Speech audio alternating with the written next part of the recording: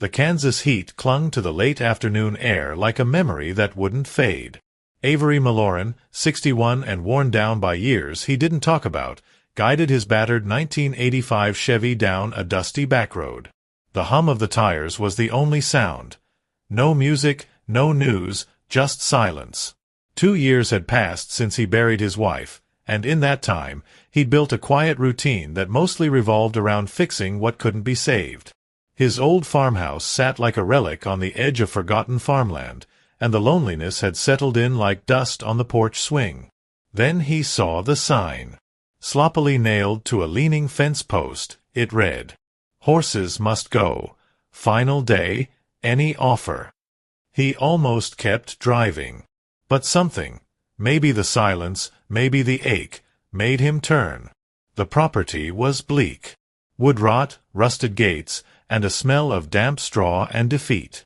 5 horses stood inside the pen, skittish and thin. But the one in the corner wasn't standing at all.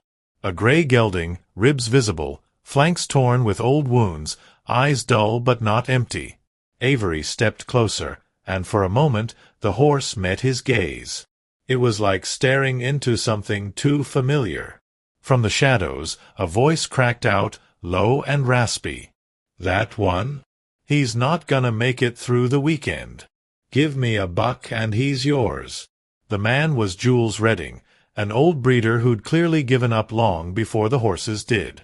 Avery didn't answer right away. He looked back at the gelding. The horse didn't flinch, didn't blink. He just watched. Avery pulled a worn dollar bill from the front pocket of his denim shirt. Handed it over. Jules shrugged like he didn't care and lit a cigarette with shaking hands. "Don't say I didn't warn you," he muttered. Avery led the horse slowly to the trailer.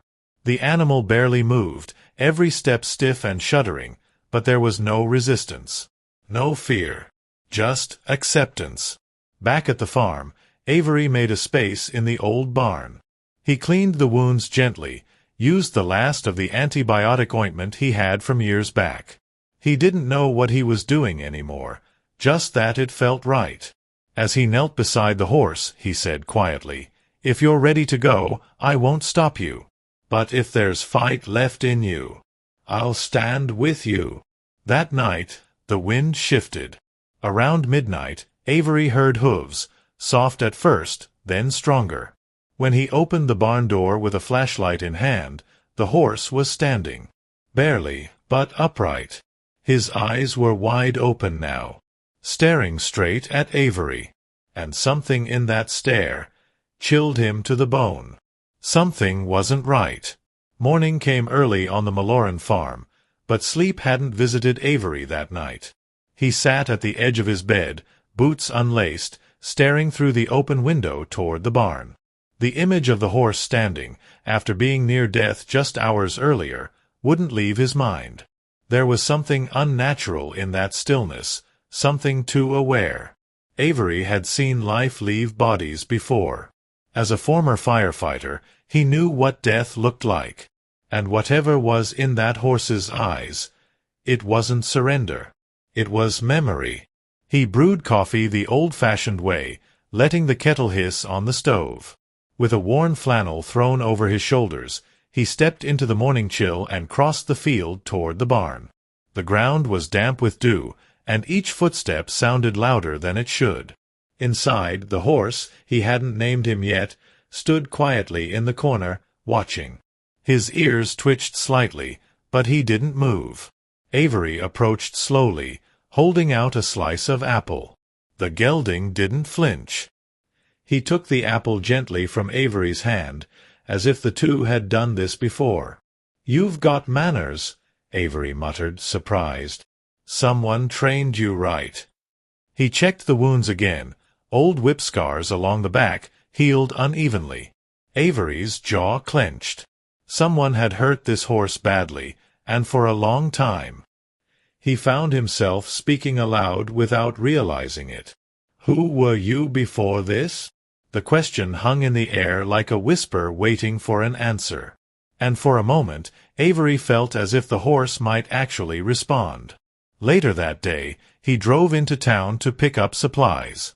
At the feed store, the clerk, Rory Thatch, a neighbor with too many opinions, raised an eyebrow. "Heard you picked up one of Jules Redding's rejects. Waste of a trailer ride, if you ask me." Avery didn't bother to argue. He just paid for the hay, antiseptic, and oats, and left with his jaw tight. On the way home, he thought again about the eyes. Not just expressive, but familiar. Painfully familiar. Back at the barn, Avery noticed something odd. The door to the old tack room, unused for years, was open. He was certain he'd closed it. Inside, dust covered everything. But on the floor, there were fresh hoofprints in the dirt. Not leading in. Leading out. Yet the barn doors had been locked from the outside since dawn. He checked on the gelding, still in the corner, still watching. Unmoving. And then he saw it, carved faintly into the wooden beam above the stall, as if by a knife or tool. A name. Lyric. Avery stepped back, heart racing. He hadn't told anyone about that name in over 15 years. Avery stood motionless, staring at the name scratched into the beam. Lyric. His throat tightened. That word belonged to a past he had buried so deeply, he almost convinced himself it never happened. He hadn't spoken it aloud in over a decade. Lyric wasn't just a name, it was a wound. A scar that had never fully healed. He took a step closer, running his fingers over the carving. It was shallow, recently etched, the wood around it still clean, the letters uneven, like they were scratched in haste or desperation. 15 years ago, Lyric had been the name of a young mare. His son Jacob's horse. They had rescued her together, when Jacob was just a boy and still looked at Avery like he hung the moon. Lyric had bonded with the boy almost instantly. Protective, gentle, intelligent. But after the accident, everything changed. The day Jacob was thrown and broke his collarbone, Avery had made the decision no father ever wants to make. He sold Lyric without telling his son. It shattered the fragile trust between them. Jacob never forgave him. He left not long after Martha's funeral. They hadn't spoken since. Avery backed away from the beam, his hands trembling slightly. The gelding, still silent in the corner, watched him without blinking. "That can't be you," Avery whispered, unsure whether he was talking to the horse or to himself. Lyric had been a mare. This was a gelding. Different body. Different eyes. But somehow, deep down, Avery felt it. That same look. That uncanny awareness. A presence that stirred something inside him. Something long forgotten. He spent the afternoon digging through old boxes in the attic, searching for anything that could tether him to what he was feeling. He found a photograph, yellowed at the edges, of Jacob as a teenager, holding Lyric's reins, beaming. Avery held the photo in his hand for a long time, his fingers pressing against the image like it could somehow bring the past back. And for the first time in years, he whispered his son's name out loud. Jacob. As the sun set, Avery returned to the barn. The air felt colder than it should have been. The gelding, Lyric, or whatever he truly was, stood in the same place. But something was different. There was a rope tied to one of the stall bars, knotted neatly, as if someone had been there. Avery hadn't tied it. He hadn't used that rope in years. He reached out slowly and found, tucked into the hay, a torn piece of leather, a piece of a halter. Faded and cracked, but he recognized it instantly. Embossed faintly across the strap, J.M. Jacob Maloran. Avery's hands went cold. That halter had disappeared the day Lyric was taken. The next morning, Avery didn't go into the barn right away. He sat on the back porch with a mug of black coffee, staring at the horizon without really seeing it. The halter with Jacob's initials lay on the table beside him. He had tried to rationalize it all night. Old equipment resurfacing, a coincidence, tricks of memory. But deep down he knew. He hadn't seen that halter in over 15 years. And now it appeared, buried in the hay beside a dying horse with the name Lyric scratched into a beam. Nothing about this was normal. Nothing about this felt random. His thoughts were interrupted by movement near the fence line. A woman stood there, hands in the pockets of a tan jacket, her dark hair pulled back in a low braid. Avery squinted. It took him a moment to recognize her. Sasha Penmore. She used to be Martha's closest friend. After the funeral, Sasha had drifted away like most people did, polite sympathy followed by quiet distance. He walked toward the fence, cautious but curious. "Sasha." She gave a tight smile. "Didn't think you'd remember me." "I remember everybody who mattered to Martha," Avery replied. Sasha's eyes drifted toward the barn.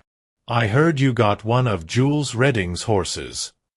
"Word travels fast," Avery muttered. "Especially when the horse in question was registered under a name that hasn't shown up in years." She pulled a folded piece of paper from her coat and handed it to him. A printed vet record, dated only 3 months ago. Horse's name, Lyric. Breed, mixed. Sex, gelding. Avery's eyes froze on the owner's name, Schuyler Braymont.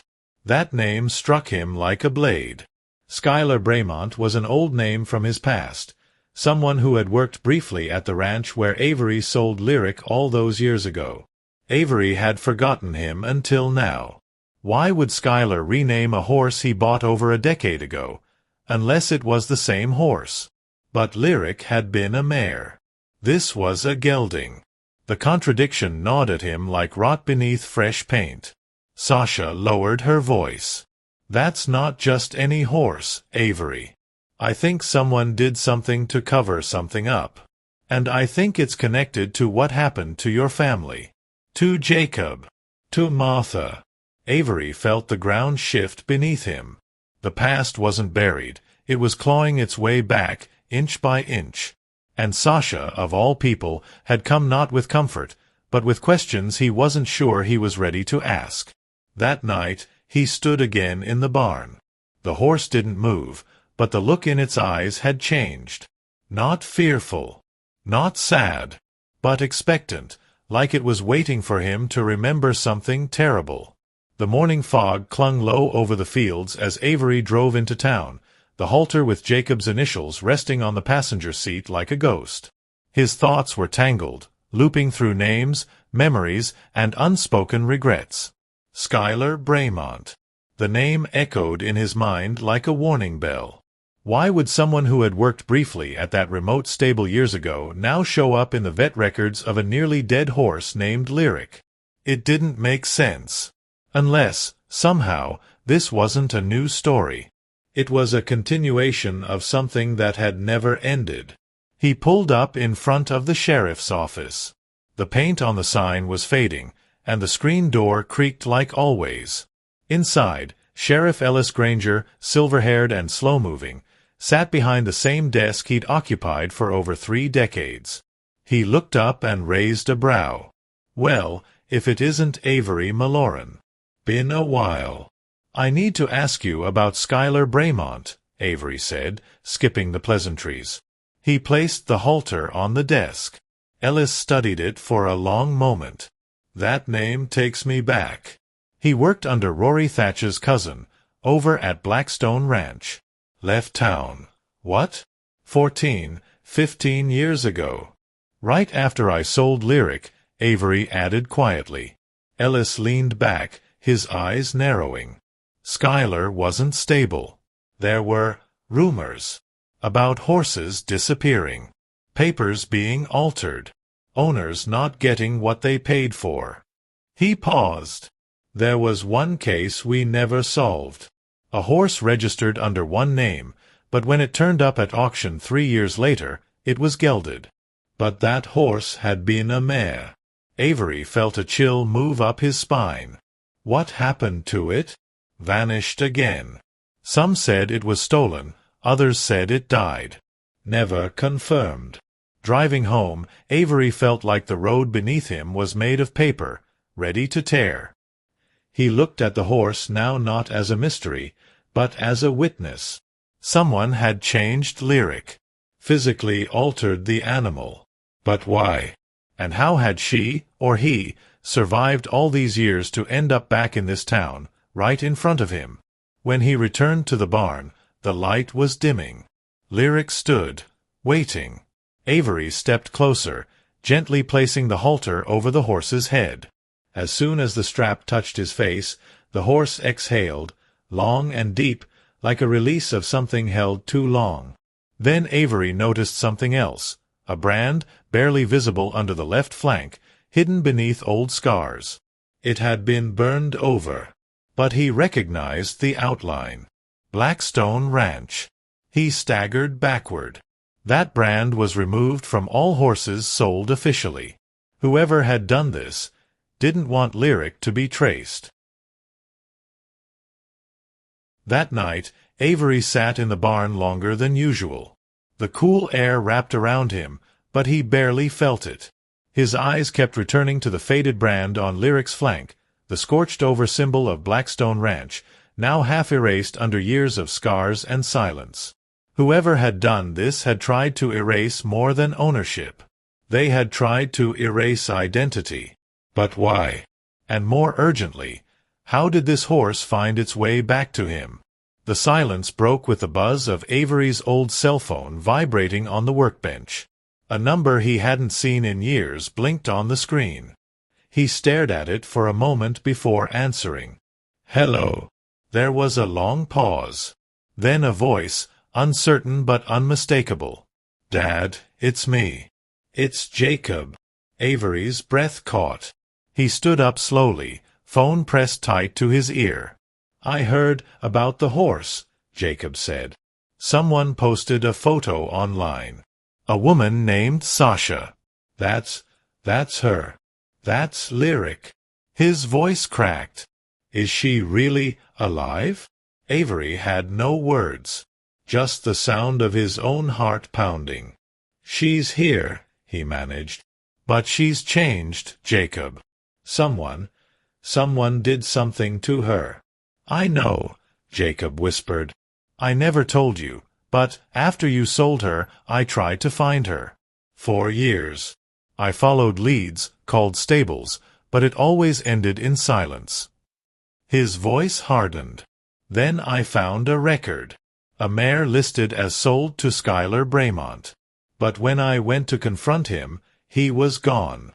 Moved without a trace." Avery's knees felt weak. He sat back down on the wooden stool beside Lyric's stall. The horse turned its head, eyes focused on him again. "Why didn't you tell me?" he asked softly. "Because I blamed you," Jacob admitted. "I was angry for too long. I thought you gave her up like she didn't matter. Like I didn't matter. But now I see it wasn't that simple." Avery closed his eyes. The guilt that had haunted him for years came crashing in. "I made a choice I thought was right. But I was wrong. And I'm sorry, Jacob. For Lyric. For everything. I want to come home," Jacob said. The words were cautious but full of weight. "To see her. To talk. To figure out what really happened." As Avery ended the call, the barn felt quieter than before, but not empty. Lyric exhaled again, a soft sound in the shadows. Avery looked at her and realized this horse had brought something back from the dead. But what else had she carried with her? Jacob was arriving tomorrow. Avery could hardly believe it. After all those years of silence, one phone call had opened a door he thought was sealed shut. But something kept gnawing at him that night. He sat in his worn-out armchair, the house quiet except for the soft creak of the old floorboards. On the shelf beside him, something caught his eye, a photo album out of place among the dusty books. He pulled it down and opened it, not sure what he was even looking for. Page after page held memories. Martha in the kitchen, Jacob as a boy on Lyric's back, laughter frozen in faded prints. Then one photo stopped him cold. It was from a charity event at Blackstone Ranch years ago. In the background, almost cut off, a young man stood holding a lead rope. Avery leaned in. That face, sharp jawline, narrow eyes, it was Schuyler Braymont. Somehow, he'd been closer to the family than Avery remembered. And maybe he'd never truly left. Avery went down to the cellar, the air growing cooler with each step. Dust filled his lungs as he opened a box marked 2010, the year he sold Lyric. Inside were vet records, sales receipts, and near the bottom, a stained envelope with familiar handwriting. Martha's. His hand trembled as he opened it. The letter inside was dated 2 days before her death. In it, Martha confessed she'd discovered shady activity at Blackstone Ranch, paperwork that didn't add up, missing horses, altered documents. She warned that Schuyler was involved and that she was planning to tell Avery everything. But the letter ended mid-sentence, like someone had interrupted her while she was writing. Avery's blood ran cold. Had her death really been an accident? Or had she gotten too close to something dangerous? He climbed the stairs with the letter clutched in his hand, his heart pounding harder than it had in years. As he reached the top, he noticed something strange. The barn light was on. He was sure he'd turned it off. Grabbing his flashlight, he headed outside, instincts kicking in. The barn door creaked open slowly, revealing Lyric calm in her stall, but something felt wrong. The air was too still, too expectant. Then he saw him. A hooded figure stood near the last stall, hidden in the shadows. Avery's voice was low and sharp. "Who's there?" A beat of silence. Then came the reply, cold, familiar, laced with bitterness. "You should have left it all buried." Avery froze. The voice hit him like a slap, too familiar, too close to memories he'd buried. He stepped forward, flashlight beam steady in his hand. Slowly, the hooded figure stepped out of the shadows. The face was thinner, older, but unmistakable. Schuyler Braymont. The man who'd disappeared years ago. The man whose name had come up one too many times in the puzzle surrounding Lyric. "You," Avery said, low and tight. Schuyler smirked, pulling the hood off his head. "Didn't think I'd come back, did you? But I figured, once the horse resurfaced, it wouldn't be long before the past did too." Avery clenched his fists. "What did you do to her? Why bring her back now?" Schuyler took a slow step forward. "I didn't bring her back. She got away. And when she did, it wasn't just a problem for me, it became a problem for everyone who knew the truth." The truth. That word rang like a warning bell. "You were part of something bigger," Avery said. "Blackstone Ranch, the forged records, the missing horses." Schuyler shrugged. "You think it was just about money? It was about control. About knowing which horses could be turned into machines. Lyric wasn't just smart. She was defiant. And someone like that can't be allowed to remember." Avery stepped closer, face rigid. "Did you kill my wife?" Schuyler's eyes darkened. "I didn't have to. She got in the way. That was enough." The silence that followed was thick with fury. Avery surged forward, shoving Schuyler hard into the wall of the stall. Tools clattered to the floor as they grappled, the flashlight rolling out of reach, its beam casting frantic shadows across the barn walls. They hit the ground with a dull thud, Schuyler pulling a knife from his coat. Avery caught his wrist mid-swing, the blade inches from his throat. In the chaos, Lyric kicked the stall gate hard, letting out a shrill, echoing cry. The sound stunned them both for half a second, just enough for Avery to knock the knife away and pin Schuyler to the ground. A voice cut through the tension. "Dad." Avery turned, breath ragged.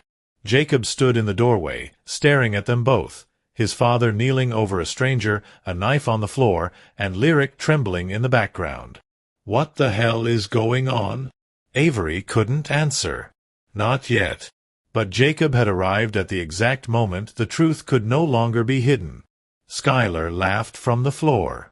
Perfect timing. Guess the past really does come home eventually. Jacob didn't move from the doorway. His eyes flicked between Skylar, pinned to the ground, and Avery, breathing hard, dirt on his knees and blood on his knuckles. Lyric shifted restlessly in her stall, hooves thudding lightly on the wooden floor. The entire barn felt charged, like it was holding its breath. "Is that who I think it is?" Jacob asked, his voice low. Avery didn't need to answer. The recognition was already in his son's face. "Yeah," Avery finally said, standing slowly. "Skylar Braymont. He's the one who changed everything. The one who hurt her." Jacob took a step inside. "I looked for him for years. Traced his name, followed dead ends. And now he just shows up." Skylar chuckled through a split lip. "I didn't just show up. You pulled me back the minute that horse surfaced again. You people can't let go." Jacob turned to his father. "Why didn't you tell me what was going on?" Avery swallowed hard. "Because I didn't know the half of it. I sold her thinking it was just business. I didn't know she'd be altered, used, branded. And I didn't know your mother had figured out more than she ever told me." Jacob's face hardened. "She tried to protect Lyric. And you sold her." Avery didn't defend himself. He couldn't. "I was desperate. The ranch was failing. Your mother was sick. I thought I was doing the right thing. But I was wrong." Silence filled the space between them, stretching like an old scar reopened. Jacob took a shaky breath. "I blamed you. For years. I thought you chose money over us. Over her. But maybe we both just didn't know how to deal with the loss." Avery looked at his son, eyes full of regret. "I never stopped looking for you. Even when I couldn't find the words to say I was sorry." Before Jacob could respond, the barn door creaked again. This time it was Sheriff Ellis Granger, flashlight in one hand, the other resting near his holster. "Got a call from Sasha. Thought I'd check in." His gaze landed on Skylar, bruised and smirking. "Well, I'll be damned." Skylar lifted his hands slowly. "Guess I'm going with you then." The sheriff nodded grimly. "For a long time." As Ellis led Skylar away in cuffs, father and son stood side by side in the barn's fading light. Lyric stepped forward in her stall, her gaze calm now, settled. Jacob whispered, "She remembered me, Dad. The second I walked in, she came to the front. Just like she used to." Avery nodded, his voice almost breaking. "She never forgot. Just like I never forgot you." The morning sun stretched across the Maloran pasture, casting golden light over the dew-covered grass. Lyric stood near the fence, her coat catching the warmth of the rising day. Jacob leaned against the railing, coffee in hand, watching her with quiet awe. Beside him, Avery stood with a weathered ball cap pulled low over his brow, his eyes not leaving the horse. For the first time in years, the silence between father and son didn't feel heavy, it felt healing. "She looks stronger already," Jacob said, keeping his gaze on Lyric. "She is," Avery replied. "You wouldn't believe the fight in her." Jacob nodded. "I would. She kept me going when I didn't want to keep going. And I think maybe she did the same for you." Avery glanced at him. "Yeah. She brought us both back in her own way." Over the following days, the rhythm of the farm began to change. Jacob stayed longer than planned, helping with repairs, clearing out the old barn, and tending to Lyric. At night, he and Avery shared quiet dinners, swapping old stories and, sometimes, the pain they hadn't spoken aloud before. The guilt that had once shaped their every word began to fade, replaced by something closer to forgiveness. Sasha visited again, bringing updates on Skylar's charges. More horse owners had come forward, and the investigation was widening. "Your wife knew," she said softly to Avery one afternoon. "She was on the edge of exposing it all. And now, because of you, and Lyric, people are finally talking." Avery looked at the worn photo of Martha on the wall and felt her presence in the quiet moments. "I think she never stopped watching over us," he whispered. Sasha smiled gently. "She'd be proud of both of you." On Jacob's last day before heading back to the city, he walked Lyric into the open pasture and unclipped the lead. She hesitated for a second, then trotted forward, breaking into a steady gallop. Her hooves kicked up bits of earth, her head high, her body moving with strength and grace. She was free again. Avery stood beside Jacob, hands in his pockets. "You think she forgives me?" Jacob didn't look away from the horse. "I think she already did. Now it's your turn to forgive yourself." Avery nodded slowly, the weight in his chest loosening just enough to breathe deeply. As Lyric reached the edge of the field, she paused and looked back over her shoulder, just for a second, as if to say, "You're not alone anymore."